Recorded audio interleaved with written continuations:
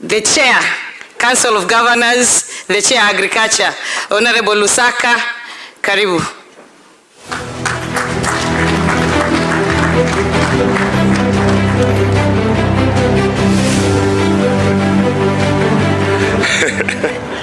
Your Excellency, sorry, I have really worked hard. So you will allow me make my remarks on behalf of the COG. Your Excellency, the Deputy President of the Republic.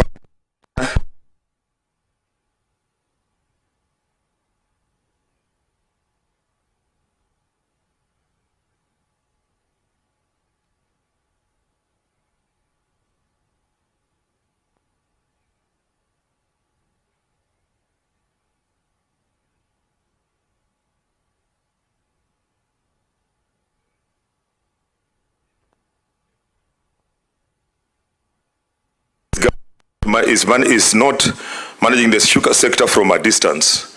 It is engaged at the highest level with its future. We are very grateful, Your Excellency. On behalf of the Council of Governors, the constitutional voice of Kenya's 47 counties, I bring greetings from the grassroots of this economy, from the men and women whose hands are in the soil every single day. Gathered to discuss. Sugar is not a commodity at the margins of Kenya's economy. It's a pillar.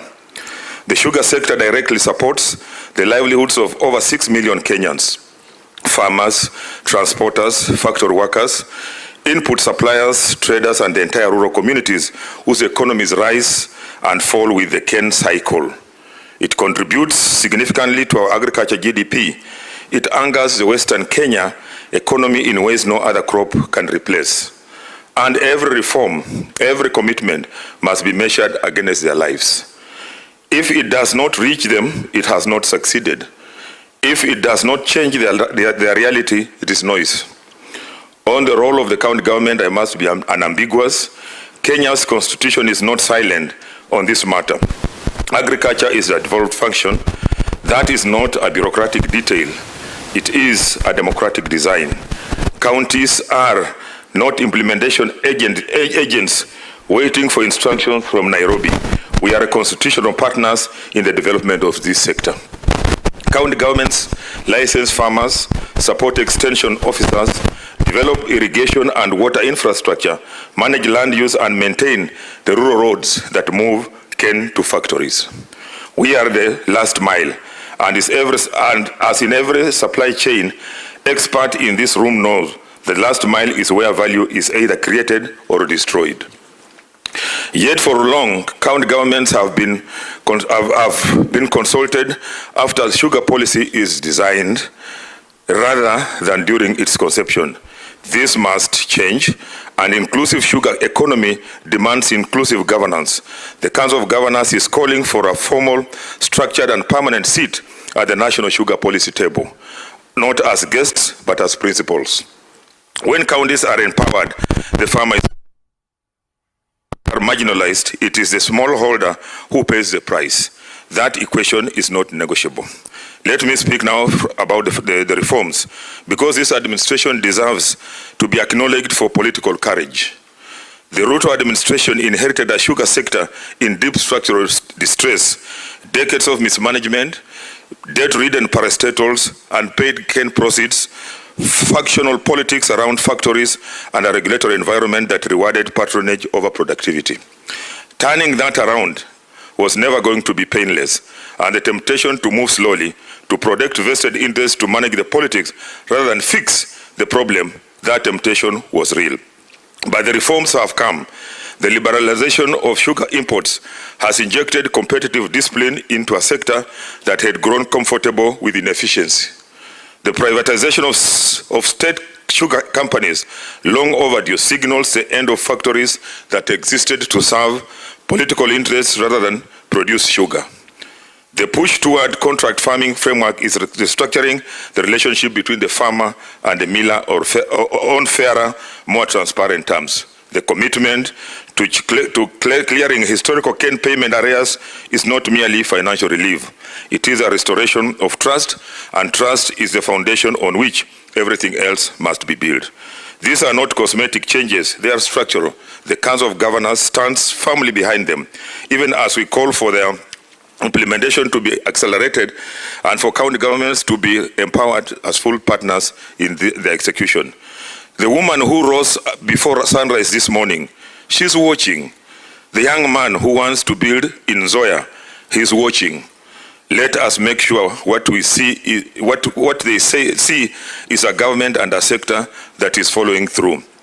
Inclusion, Your Excellency, Honorable Judge, distinguished delegates. The takeaway from Diani must be simple. Into sugar policy, not periodically invited but permanently seated. The smallholder farmer must be a measure of every single reform.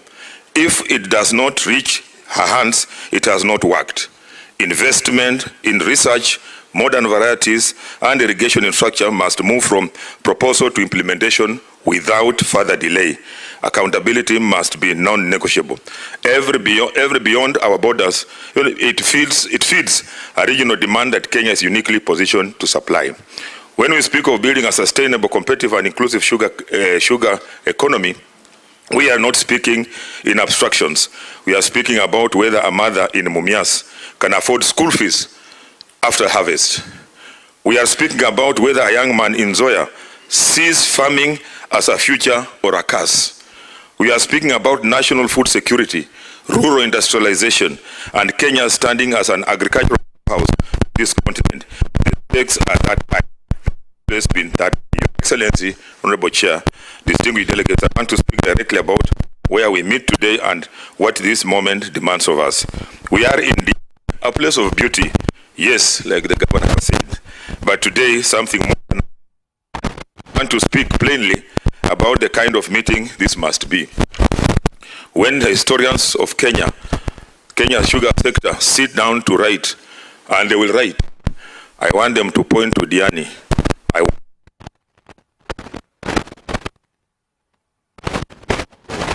From the cane belts of capitals, from international institutions, from the corridors of government. They looked at each other honestly. They spoke uncomfortable truths about decades of mismanagement, about broken promises, about a sector that has for too long betrayed the very farmers who sustain it. And then, rather than retreating to the comfort of their familiar, they committed to something better. That is the kind of meeting this must be, not a gathering of elegant speeches that dissolve into inaction, not another communique filed in an annex and forgotten, not a footnote, not a paragraph, not even a chapter book. A book about moment Kenya chose transformation over incrementalism. A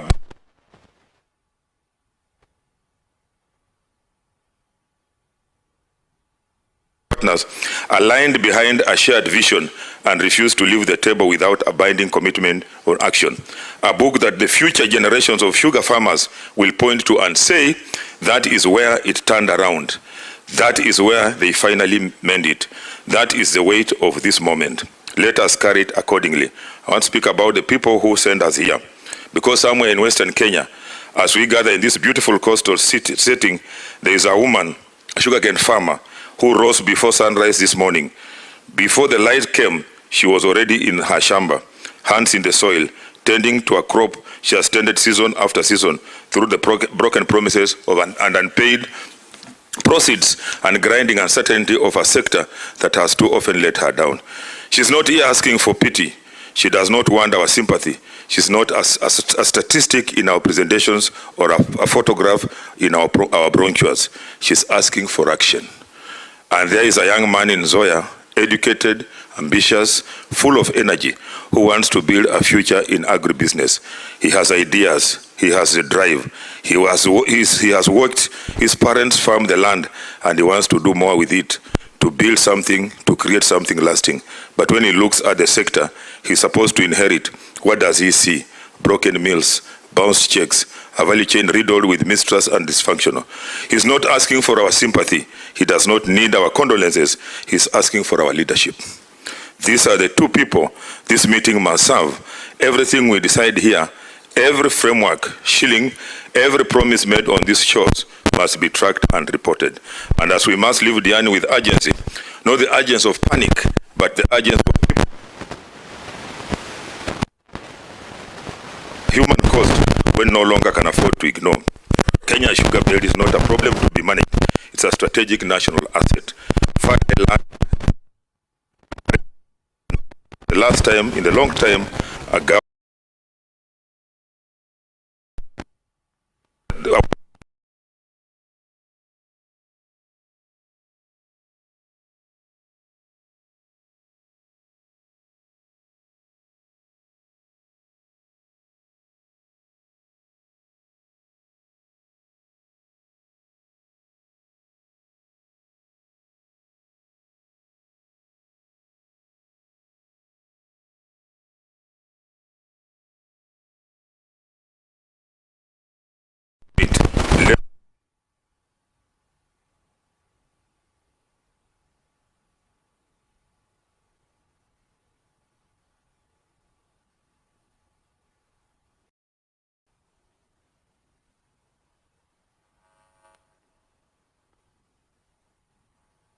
Excellency Governor of Bungoma, who is also the chair of the Agriculture Committee in the Council of Governors. Our distinguished delegates, agriculture in Kenya is a devolved function, and that's why it is important for us to have the people who directly interact with our people who produce the raw material so that we can have sugar and all the other products. So with those few remarks, allow me now to welcome my boss, Honorable Senator Mutahi Kagwe, who is our Cabinet Secretary, Ministry of Agriculture and Livestock Development. Karibu sana, Waziri. Good morning. Hamjambo. Your Excellency, the Deputy President of the Republic of Kenya, the Honorable Professor Kithure Kindiki, distinguished delegates, fellow Kenyans, I welcome you this morning and heartily, particularly those from outside the Republic of Kenya. I am told that there are some 85 or so countries represented here, and I want to recognize those people who may be from outside the Republic of Kenya. If you are not a Kenyan, please raise your hand. If you are not a Kenyan, oh wow, please give them a lot of applause. And we have got, in my church, we have got a practice what we have, so that if you are next to somebody, if you are a Kenyan, and you are next to somebody who is not a Kenyan, please shake their hands. Please keep your hands up so that we know where you must leave. You cannot leave Kenya without shaking at least one person's hand. And there is a lonely one right at the back there. Please somebody walk there and shake their hands, because there is a guest. He must be from South America from the way he looks to me, but then again you never know. So distinguished guests and fellow Kenyans, first and foremost, let me take this opportunity to thank His Excellency the Deputy President for finding time to come here. We spoke yesterday. We agreed we are going to come to meet here at 9 o'clock. But His Excellency was so passionate about the whole thing about sugar that he actually got here before me. So Your Excellency, I want to particularly thank you and to really appreciate your time. I know the kind of schedule that you run, and therefore when you are here and you have come to welcome our delegates as well as meet the Kenyans who are here, we are particularly grateful, and I want you to know that we do not take it for granted. Before I say one or two things, let me also recognize one or two colleagues who are here. Since they are foreigners here, I want to show them how our members of parliament look like. You might think that they look different. So I want to first introduce John Bire, who is a member of parliament from Taveta. That gentleman is an elected person. So those of you in the sugar sector who carry out elections, this one is another one who is elected. I also want to introduce Eli Letipila. Eli, please stand up. From Samburu, from the area of Samburu North. Then I also want to introduce Cecilia Ngiditit, woman's rep from Turkana. Karibuni sana, please feel welcome. So in Kenya, we have a saying that, and I don't know how many of you know it so far because it's very small, it's very easy to remember. It's called Hakuna Matata. I don't know whether you know that, that phrase. Hakuna Matata. Yeah, so if you don't remember anything else from Kenya, please remember two things. The first one is Jambo. Yes. Jambo, you all know Jambo. This is not a lesson in sugar, it's a lesson in language. Jambo, and the second one is Hakuna Matata. Hakuna Matata simply means that you can have all the fun you want in Kenya and there are no big issues. We are not a troublesome people. We are a happy people. And when I look around the room, I see also delegates from happy nations.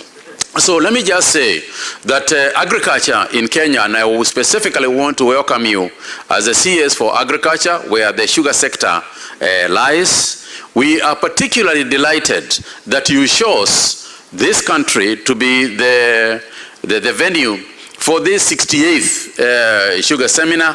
And I want to particularly thank the management and the authorities and the committee of the council for choosing Kenya. We want you to know that we are grateful, we feel honored that you chose our country to be. And particularly you chose Diani, which is one of our beautiful areas. And I cannot say anything else except that because the governor is here. You can imagine what you'd do if I didn't say that it was beautiful. So Governor, I want you to know that we are also happy that you welcomed us to your county, and we are delighted to be here in Diani. I think I need not repeat what has been mentioned here about the importance of the sugar sector in our nation and the 6 million people whose livelihoods depend directly on the sugar sector. But I also want to say that the cooperation between the county governments and the national government, which is the structure of management of agriculture in Kenya, has been particularly fruitful in the last 2 years or so. We have discovered, and I'm sure there are many models here, from various countries will be different models on how to manage the sugar sector. And we are here, I believe, as part of the conference, to also learn from each other what the best practice is. In Kenya, for example, we discovered that the private sector is a much stronger player, a much more efficient player in the sugar sector than the government sector. So, hallelujah to those who have government sectors that are managing the sugar belt well. But in this country, our experience is that the private sector has been very, very efficient. And I want to thank the private sector players in Kenya, and both those from Kenya and those from outside the country, who have invested in our nation and have reaped benefits from the investments in the sugar sector. And to say to the international community who are represented here today that we continue to seek for other investors in the sugar sector, so that if you are here and you are fishing for investments in the sugar sector, please do not go away. There are investment opportunities here, including the county in which you are. So if you want to invest in sugar and live nicely on the beach, even as you work, this is a nice place for you to think about investment. So we are, in our model of management of sugar, we have chosen to lease those government-owned factories to the private sector. And we have seen immediate benefits in the last 12 months only. We have seen the private sector change the plight of our farmers to beneficiaries and people who are liquid and can therefore participate in the larger economy that we run in our nation. We have also focused completely on the farmer. The farmer is the most important person in the sugar sector. And I say this without any fear of contradiction. These are the people that the governor was alluding to. These are the people who wake up in the morning. From the farmer, we have got the sugarcane cutters, people who are very efficient workers, who cut sugarcane, and sometimes there are snakes in those places as well.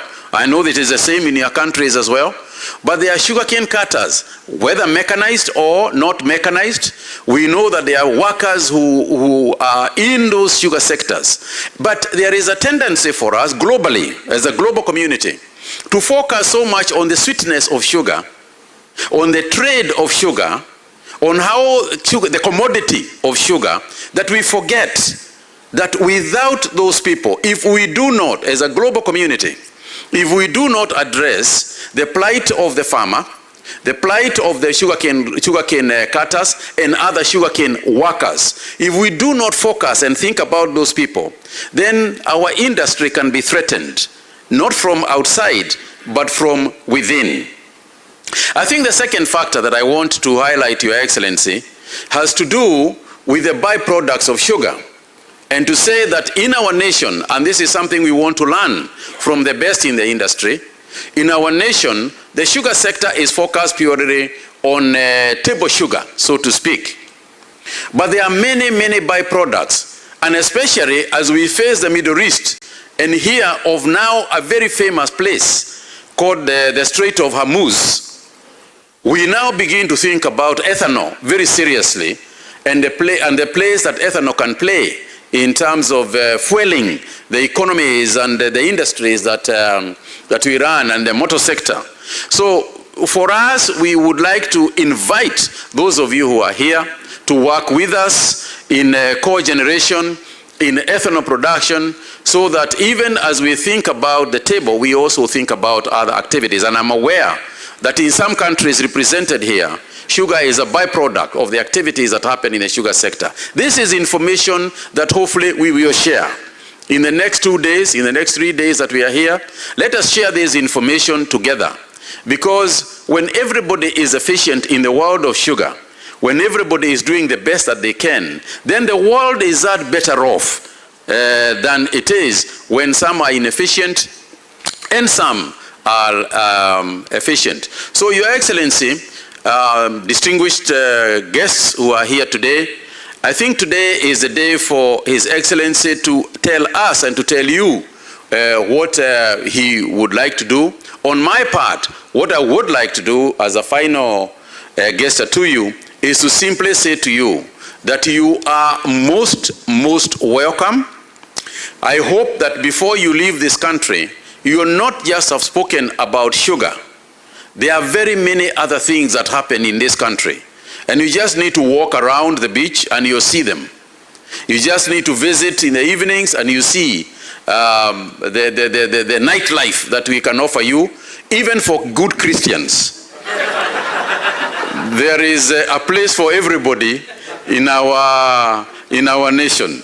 So we would like you to take this opportunity to see Kenya, and hope that you will have a fantastic time. We hope that your memories of this nation will not just be about the beautiful conference that we attended in Diani, but also the beautiful environment and the beautiful people that you met.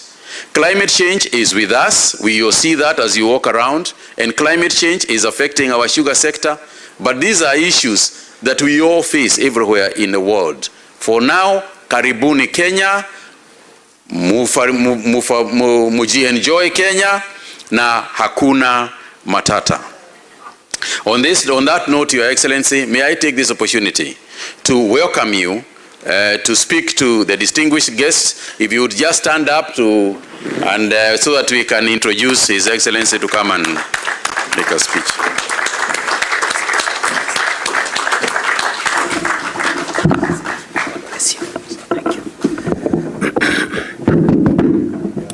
Thank you. Please be seated.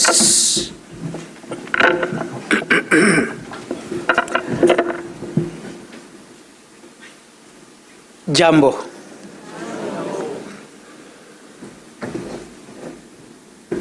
I am honored to join you today as we officially open the 68th seminar of the International Sugar Organization, an event of great significance hosted for the very first time in Kenya. And I want to join our Agriculture Minister, MATIANG'I, in thanking the ISO for choosing Kenya as a venue for this seminar. To our guests again, as the Minister and the Governor has already said, we extend a very warm welcome to magical Kenya. Karibu sana, and feel free to explore the rich magical heritage our country offers. To the International Sugar Organization, the government and the people of Kenya appreciate that you honored us to host this conference, and we believe we will meet your expectations. We hope so. Ladies and gentlemen, sugar is far more than a commodity. It is a covenant between a nation and its people, as it is consumed in almost, if not every home in our nations. Sugar is an important ingredient to most of our foodstuff. It is utilized in immense volumes daily in the baking of pastries, brewing of beverages, sweetening our lives, and providing the much-needed energy. Every hectare of sugarcane that sways in the breeze anywhere in the world represents a family's livelihood. Every meal that turns represents employment. Every ton of sugar that reaches the market represents labor, hope, and investment of thousands of men and women who rise before dawn to tend their farms. This is the deeper meaning of what we do when we gather in forums such as this one. We are not just discussing a crop or a market. We are discussing the dignity of farming communities, the resilience of developing economies, and the future of millions of people across Africa, Asia, Latin America, and elsewhere in the world. Ladies and gentlemen, here in Kenya, the sugar sector has suffered several challenges in the past, and I'm sure the same is the case in your own countries, at least some of your countries. The industry was weighed down by inefficiency, institutional lethargy, high production costs, and a regulatory environment that did not inspire confidence. Farmers were underpaid, mills were underperforming, investors were understandably cautious. The government of Kenya, in this administration of William Ruto, President of Kenya, made a deliberate choice to transform this subsector in several ways. One, restructuring the sugar board to make it leaner, more transparent, and more effective. Two, engaging with millers on clear performance standards. Three, bringing in the private sector to provide investments to run our sugar mills, as the Minister for Agriculture of the Republic of Kenya has just said. We have also, in this administration, initiated the revival of state-owned factories through leasing these factories to the private sector, which has attracted quite some serious private investments. We have worked to bring discipline and predictability to sugarcane pricing so that farmers can plan and invest in their farms with greater certainty. I am proud to report to you, delegates, that these efforts are beginning to bear fruit. Farmers are gradually gaining confidence in sugarcane farming. Investment interest is growing from our private sector. Output is improving. The planted acreage is increasing, and our national production is steadily on an upward trajectory. But we are under no illusion. There is still much work ahead, and we are committed to seeing it through. Distinguished delegates, as we look to the future of this industry, I would like to underscore that the model of producing raw sugar alone is no longer sufficient for all of us. The world is changing, energy systems are transforming, consumer preferences are shifting, climate pressures are intensifying, and the global movement towards sustainable circular economies is no longer a distant ambition. It is an accelerating reality. The sugar industry of tomorrow must be integrated and diversified, one that produces sugar, yes, sugar, but also ethanol, sustainable aviation fuel, renewable energy, bio-based chemicals, and other high-value industrial outputs, one where nothing is wasted and everything has value. In Kenya, we are already beginning to move in this direction. We are encouraging cogeneration projects that allow sugar factories to generate and sell electricity. We are exploring the expansion of ethanol production as a blending component for cleaner transport fuels. And we are investing in the research and development necessary to make our industry more competitive and more sustainable over the long term. In Africa, or across Africa, we have vast underutilized sugarcane potential. The continent has the land, the climate, the labor, and increasingly the ambition. What we need and what events like this help to catalyze is the knowledge, the partnerships, and the investment to unlock that potential. Africa has been described as the youngest continent on earth. Our greatest asset is our people, and specifically our young people.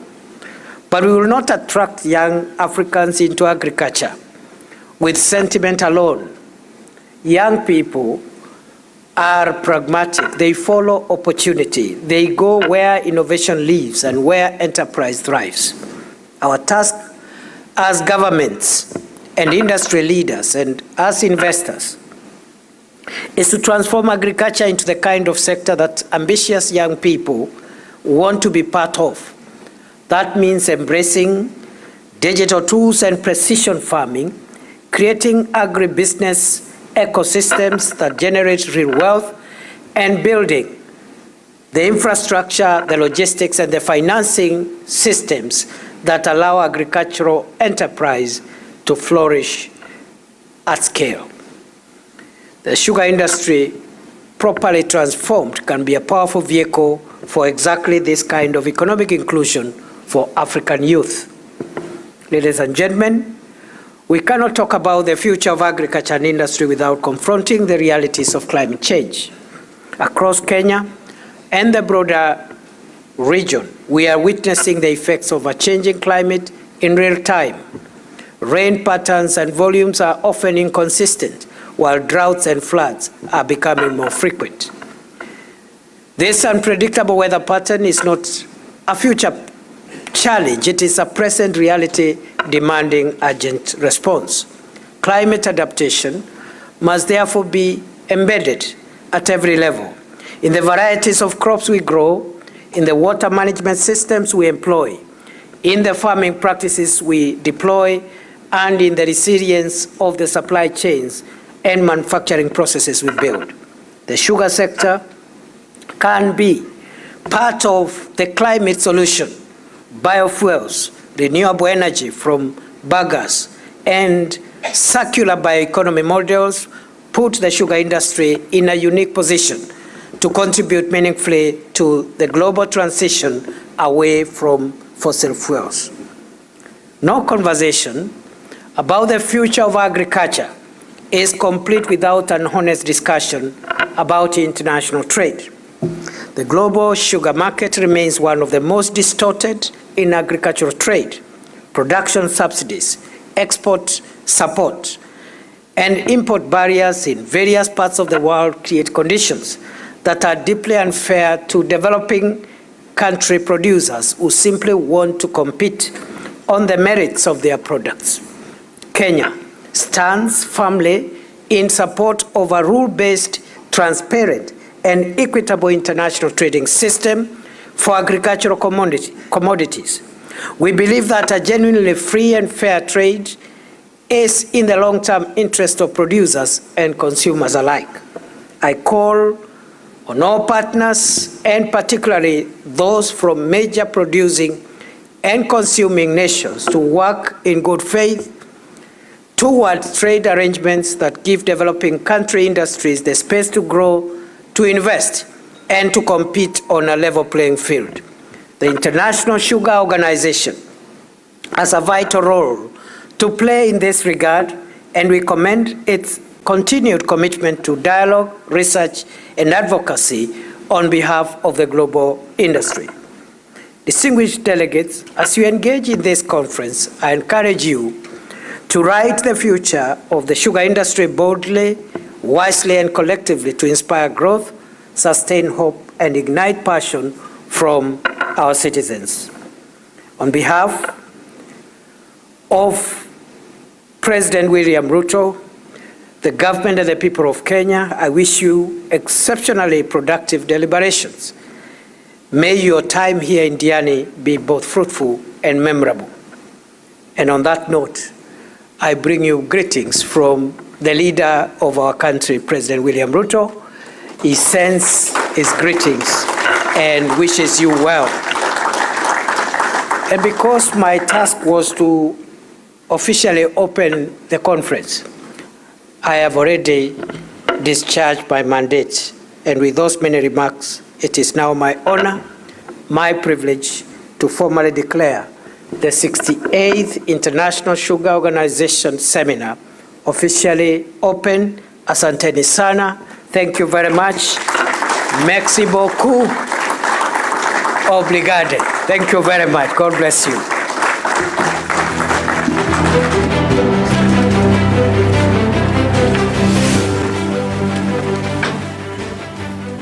Thank you, Your Excellency.